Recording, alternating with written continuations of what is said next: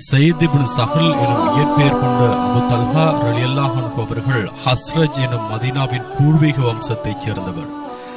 நபி ஸல்லல்லாஹு அலைஹி வஸல்லம் அவர்களின் சிற்றன்னையின் தங்கை உம்மு சுலைம் ரலியல்லாஹு அன்ஹு அவர்களின் கணவன். இவர் அன்சாரி தோழராவார். மதீனாவில் மிகப்பெரிய ஜமீன்தார், பொருளாதார வசதி படைத்தவர், தோட்டங்களுக்கு சொந்தக்காரர் அபு தல்ஹா ரலியல்லாஹு அன்ஹு அவர்கள்.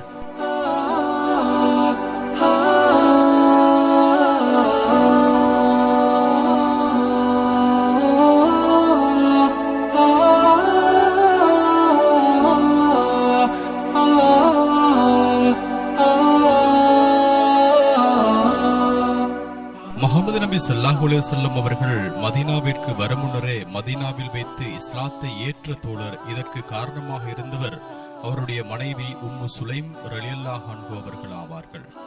உம்மு சுலைம் அவர்களுக்கும் அவருடைய மூத்த கணவன் மாலிக் அவர்களுக்கும் மகனாக பிறந்தவர்தான் அனஸ் ரலியல்லாஹு அன்ஹு அவர்கள். உம்மு சுலைம் அவர்கள் இஸ்லாத்தை ஏற்றவுடனே கணவன் மாலிக் சிரியா நாட்டிற்கு சென்று விடுகிறார்.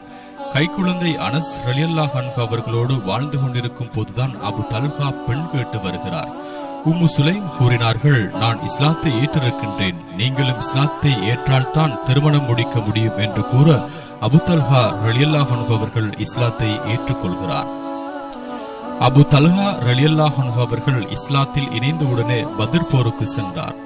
உஹது போர்க்களத்தில் ஸஹன் இப்னு அபி வக்காஸ் ரலியல்லாஹு அன்ஹு அவர்கள் அபு தல்ஹா ரலியல்லாஹு அன்ஹு அவர்களும் முஹம்மது நபி ஸல்லல்லாஹு அலைஹி வஸல்லம் அவர்களுக்கு கேடயமாக நின்று கொண்டு நபிகளாரை பாதுகாத்தார்கள். உஹது போர்க்களத்திலே வைத்து ரசூலுல்லாவை பாதுகாத்தார்கள். யா ரசூலுல்லாஹ், எட்டி பார்க்காதீர்கள், எனது மார்பு உங்களுக்கு பாதுகாப்பு என்று கூறி பாதுகாத்தார்கள். முஹம்மது நபி ஸல்லல்லாஹு அலைஹி வஸல்லம் அவர்கள் உஹது போர்க்களத்தில் இறந்து விட்டார்கள் என்ற பொய்ச் செய்தி பரப்பப்பட்டவுடன் அல்லாஹ்வின் ரசூல் இறக்கவில்லை என்று உரத்த குரலில் சொன்னவர் அபு தல்ஹா ரலியல்லாஹு அன்ஹு அவர்கள் ஆவார்கள். மதீனாவில் அல் குர்ஆனிய வசனங்கள் இறங்குகின்ற சமயத்தில் அதனை நடைமுறைப்படுத்துவதில் வேகமாக செயற்பட்டவர் இந்த நபித்தோழர். மதுபானம் ஹராம் என்ற அறிவிப்பு செய்த அந்நாளிலேயே மதுபானங்களை வீதிகளில் ஊற்றி எறிந்தவர்கள் மதீனத்து மக்கள்.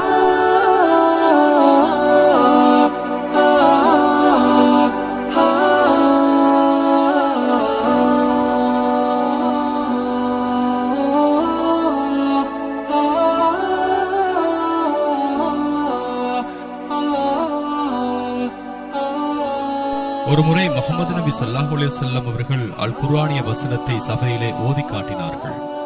நீங்கள் விரும்பி நேசிக்கின்ற பொருளாதாரத்திலிருந்து அல்லாஹ்வுக்கு செலவு செய்யாதவரை பூரணமான நன்மையை அடைய முடியாது என்ற வசனத்தை ஓதி காட்டினார்கள்.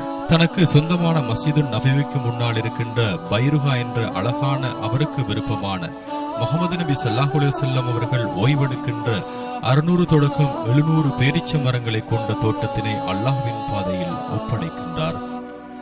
தர்மம் செய்வதில் முந்திக் கொண்டு நிற்பவர், உணவளிப்பதிலும் தியாக மனப்பான்மையுடன் செயற்படுபவர். ஒருமுறை முஹம்மது நபி ஸல்லல்லாஹு அலைஹி வஸல்லம் அவர்களிடம் ஒரு விருந்தாளி வருகை தர அவரை பொறுப்பேற்று வீட்டுக்கு அழைத்து சென்றார்.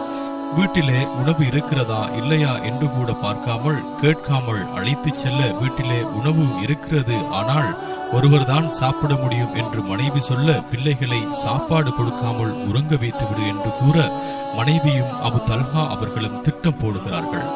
சாப்பாடு வைக்கும் போது விளக்கை ஏற்றுவது மாதிரி அணைத்து விடு, நான் சாப்பிடுவது போல் நடிக்கின்றேன், விருந்தாளி சாப்பிட்டு விட்டு செல்லட்டும் என்று கூற சம்பவம் அதே போல் இடம்பெறுகிறது. முஹம்மது நபி ஸல்லல்லாஹு அலைஹி வஸல்லம் அவர்கள் அபு தல்ஹாவை அடுத்த நாள் பார்த்து இரவு நடந்த சம்பவத்தை பார்த்து அல்லாஹ் வியப்படைந்தான் என்று கூறினார்கள். ஒருமுறை மஸ்ஜிது நபவியிலே இருக்கின்ற ரசூலுல்லாஹ் பசியோடு இருப்பதை உணர்ந்த அபு தல்ஹா வீடு சென்று தன் மனைவியிடம் முஹம்மது நபி ஸல்லல்லாஹு அலைஹி வஸல்லம் அவர்கள் பசியோடு இருக்கிறார் போல, அவர் பேச்சிலே தளர்ச்சியை பார்த்தேன், சாப்பிட ஏதாவது இருக்கிறதா என்று கேட்டார்கள். எமக்கு வைத்திருக்கின்ற உணவை அவருக்கு கொடுப்போம், அல்லாஹ்வின் ரசூலை கூட்டி ஓடி வாருங்கள் என்று கூற முஹம்மது நபி ஸல்லல்லாஹு அலைஹி வஸல்லம் அவர்கள் அழைத்து வரப்பட்டு அல்லாஹ்வின் நிஹ்மத்தால் அன்றிரவு 80 நபித்தோழர்கள் உணவுண்ட சம்பவம் பதிவாகியது.